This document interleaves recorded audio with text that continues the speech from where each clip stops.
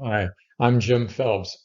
This video presents a step-by-step guide to creating regular rhythms of bedtime and rise time. It sounds simple, but many people find this very difficult. In the process, I'll talk about some inexpensive tools, but I have no investment in any of them, and I'm not making money from any of these educational videos. Who needs this information? Well, anyone with a cyclic mood problem, like depressions that come and go, or a diagnosis of one of the bipolar disorders. Again, it looks simple, but for a lot of people, this is really hard to make it happen. Here's the reason for this video. Evidence suggests that solid daily routines can act like a mood stabilizer, like a medication, but with no side effects or risks. For example, a California research team divided people with bipolar disorders into two groups. One got a sleep-focused therapy that included the steps outlined in this video, and the other got a similar number of sessions of mood education, but with no guidance about sleep. And they measured relapse. Everyone started out well with no mood episodes underway, and then in the 6 months after the sessions were over, the researchers counted the number of people who had an episode of depression or manic symptoms in each group. And what did they find? Well, 14% of the group with the sleep-focused treatment had a relapse within 6 months versus 42% of the group that got the same number of sessions but were focused on education. In this video, I'm presenting only one ingredient in that sleep-focused therapy, but it's a big one. If you can find a therapist who does social rhythm therapy or cognitive behavioral therapy for bipolar insomnia, they can give you more tools. But I think this one big ingredient can be helpful all by itself. If it helps you, great. If you can just start going to bed and getting up at regular times, great. But for many people, that can be difficult. However, you've got some help. For both bedtimes and rise times, I'll show you allies, things that can make your regular sleep patterns easier. And after that, because many people with sleep problems are staying up too late, I'll present 2 steps to help you move your sleep schedule earlier, closer to the natural rhythm of the sun. Here's where we start. Many people are not able to fall asleep right away, and many are staying up late waiting to feel sleepy. And many are afraid to lie in the dark not sleeping because they'd be stuck with awful thoughts that they wish they didn't have. So people can stay up until 1 or 2 in the morning trying to avoid that kind of bad time in bed. On the flip side, many people have difficulty getting up in the morning. You might have stayed up very late or taken hours to fall asleep or spent hours awake during the night. And then when you're finally really asleep, the alarm goes off. You may have learned the dangers of the snooze button. It's too easy. You might even sleep through the alarm sometimes. So trying to develop a regular rise time is a nice idea, but it's often not easily done. So how do you get to a regular rise time? Let's start with bedtime. Your first ally in this effort is rhythm. Your body has a clock. Yours may be a little messed up, but it's still there and you can train it and it can help you. The step one then is to start to go to bed at the same time every night, whatever's your current most common time. From there, if your body wants to go to bed earlier, fine, but no later. And yes, sorry, you have to start getting out of bed at the same time in the morning, regardless of how you slept. We'll look at allies to help you with the waking up and getting up later in this video. Within just a few days of a regular bedtime and regular rise time, your body will start to lock into a rhythm. And with that regular sleep rhythm, your brain will be more prepared to fall asleep shortly after you get into bed. You have another ally to help you develop a regular bedtime, darkness. Think about it. Before electricity, before gas lighting, when the sun went down, it was dark. Maybe some firelight or a candle. so dark it was difficult to read. That's natural. What we do nowadays is very unnatural because your body knows when to fall asleep in part by when it is dark. Keeping the lights on, or worse yet, staring at a light emitting screen, maybe not far from your face, is sending the wrong signal to your brain. Daytime. So, at minimum, start turning down the lighting at night about 2 hours before your bedtime. Now, maybe you're thinking, well, that's a nice idea, but that's when I make lunches for the kids the next day and do my homework. Or, as many people do, you want to watch television or YouTube or something else on your computer or tablet or phone in the hour or two before bed. But you can cheat. You can have your darkness and some of your light too, just not one color of light. Blue. What's the story here? Blue light is different? Right, because only blue light tells your brain that it's daytime. Block blue light with these $10 lenses, and your brain thinks you're in the dark. This is so certain, it's part of another therapy for bipolarity called dark therapy. There's another psychoeducation video about that. So, to get more darkness at night, but still be able to do what you want to do around the house, you just have to keep blue light from reaching your eyes. Here are two ways to do that. You can either wear a pair of $10 blue blocking safety glasses, including a version that fits over your glasses, or some fancier, more expensive ones, or put a no blue bulb in all the lights that you use late at night. Yeah, the room will look weird, unnatural, but remember, bright light at night is unnatural. You'll still be able to fold your laundry and read and write a letter to your mother. To review, your goal is a regular bedtime, and your first step is to develop rhythm, going to bed at the same time every night. And your second step to fall asleep more quickly and reliably is to get more darkness, real or virtual, an hour or two before you get in bed. Okay so far? Right, now let's get you ready for bed. Of course, there are some standard do's and don'ts. If you haven't seen one of these lists, Google sleep hygiene. No big meals late, no exercise late, no caffeine after noon, watch out for alcohol. But here's one you don't always see on those lists, a really dark bedroom. In one recent study, people with dark bedrooms had half of the rate of manic recurrence, and they were less likely to be overweight than those with light bedrooms. So get some blackout curtains or blackout roller shades. Or if you rent your place, maybe just tinfoil and get your bedroom really dark.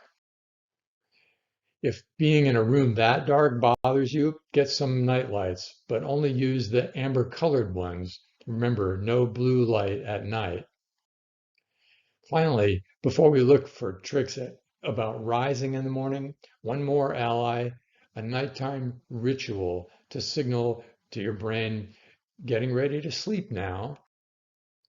For example, tidy up the kitchen, read a few pages of a not too exciting book like medieval history, perhaps, buy a dim light, put on your pajamas, brush your teeth, check and set your alarm, turn on the night lights, turn off the rest of the lights, and take off your blue blocker lenses, fluff the pillow, and slide in until morning. Now let's look at ways to make getting out of bed at a regular time easier. First, remember, routine is your friend. If you're consistent, this will get easier because your body's clock will be strengthened and begin to help you get out of bed. You'll be truly awake. Next, about your alarm clock. If you have if you have difficulty getting fully awake, well, you've got company. Other people have developed some really wild systems.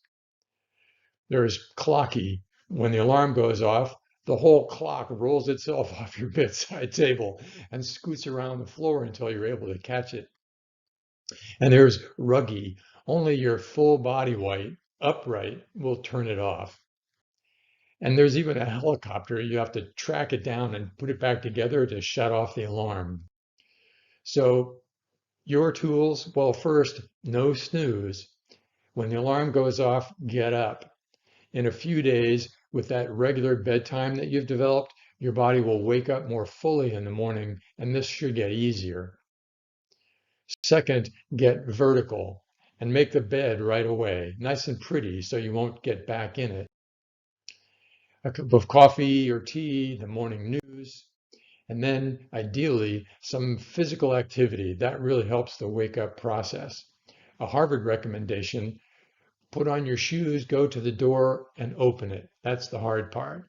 Then walk 7.5 minutes in any direction and walk home. Or as one wag put it, walk to the gym. Don't go in, don't buy a gym membership, just walk to the gym and walk home. Or round up a friend or two who can make the same time every day. Now, on into further routines. Make breakfast, make lunch for later, listening to morning news or music, and get with people for work or volunteer or school. I know many people don't have those things in their life, work or school or people to make breakfast for, and that makes this all more challenging, not to mention working uphill against depression or exhaustion. So we're just looking at a general direction to move in here, not a set of goals. And your next ally in this process, well, the difficult getting up process, is dawn. Just as you use darkness or virtual darkness using blue blockers to help your brain recognize bedtime and time to go to sleep, you can use the slow arrival of dawn light to tell your brain to wake up. But you won't get that dawn signal if you've really blacked out your windows, right? It won't work to just paint dawn on them. You need to create your own dawn right there next to your bed. This device is called a dawn simulator. It gradually increases from 0 to full intensity over about 30 minutes before you wake up, simulating dawn. The beauty of this device is that by the time you wake up, the treatment is all done. Light reaches your brain through your closed eyelids while you're asleep, saying it's morning time. Dawn simulators have an antidepressant effect in seasonal depressions, and they're so easy to use. I think their best use is to prevent seasonal mood shifts and as an ally in setting and maintaining your regular rise time. There are a lot of dawn simulators out there from about $25 to $100, and the only known risk if your bed partner has a later schedule, so get them a sleep mask. You can try using a phone app for this, but they haven't really been tested. I've tried a few and I've not found them bright enough for this purpose, but they could help a little for free. It's the right idea anyway. There, we're done for the tricks for moving toward a regular bedtime and a regular rise time. Now for the last part of this video, which you may not need, but there are some people who have a clock that is rotated toward very late bedtimes. So let's look at how those people can move their whole clock earlier. Some people stay up late trying to avoid lying awake in the dark, but because for many people staying up is easy and getting up is hard, if you're not careful, you can end up watching TV or YouTube until 1 or 2 in the morning. For most of us, our physiologic internal clock simply finds it easier to move this way than to move that way. So turning your internal clock can be difficult. Why change? Why go to bed sooner and get up earlier? Here are 2 reasons. First, because if you have to get up at 6:30 or 7 and you're routinely up until after midnight, you may continually find it difficult to get out of bed. Most bodies want more than 6 or 7 hours of sleep. Going to bed earlier makes getting up easier and makes you function better. You're actually awake. Not rocket science, is it? Second, moving your sleep routine earlier gets you closer to the natural cycle of light and darkness. The closer you are, the more the natural rhythm of light and darkness helps stabilize your own rhythm. So you don't have to be a monk. You don't have to endure 14 hours of darkness the way people did centuries ago, although that is what's natural. We're just talking about a bedtime around 10:30 and a rise time around 6:30 or 7 a.m. How can you get there from where you are now? Well, remember, for most people, a very regular schedule of about 8 hours in bed should develop a rhythm. You should find yourself waking up at the same time, maybe just before your alarm goes off. If you're not waking up easily at your scheduled time, you might need more time for sleep. For most people, it's around 8 hours with an hour or two of darkness before bed. Or you might need more routine, more time to develop that routine, to develop a more regular pattern. Or you might not be getting good sleep. You might have sleep apnea. By the way, there's a dental device that works for some people, so not everybody needs a CPAP machine. You might need to see your primary care provider and talk about your sleep or lack thereof. Okay, let's say you're ready to shift your sleep earlier. Here are the 2 steps. First, move your darkness and your bedtime a little earlier. You can go slowly, maybe just 5 minutes per night. The next step in moving your sleep earlier is, yeah, brace yourself, right, getting up earlier, but just 5 minutes earlier because you only moved your darkness and your bedtime earlier by that amount, right? See why it's easier to do this in small jumps? Each time you've got to get out of bed that much earlier. And we're talking about getting out of bed here, not just awake in bed or this. So it shouldn't be too difficult. If you're struggling, make your rise time ultra regular and don't take another step until getting out of bed gets easier again. From there, you just keep repeating steps 1 and 2. Earlier bedtime matched by earlier rise time. If you go too fast, mornings will be harder. And how far should you move your sleep? Well, there's no right answer. One approach would be to match your sleep to the rhythm of the sun, waking when it arrives and gradually diminishing your light exposure after sunset, perhaps using amber bulbs in your last few lights, until bedtime about 2 hours later. But unless you live near the equator, the sun's rhythm will change over the year, arriving earlier as winter turns to spring and later as summer turns to fall. These light shifts can affect some people very strongly.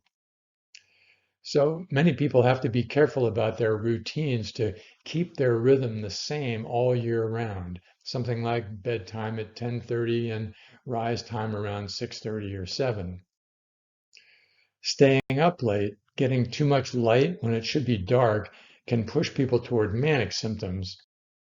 But the opposite is also true. Sleeping in late and getting too little light in the morning can push people toward depression. So avoiding seasonal mood shifts means not staying up later when the sun is up later in the spring and not staying in bed longer when the sun is coming up later in the fall. You can see how blue blocking lenses and a dawn simulator can be particularly useful at these sun changing times of year.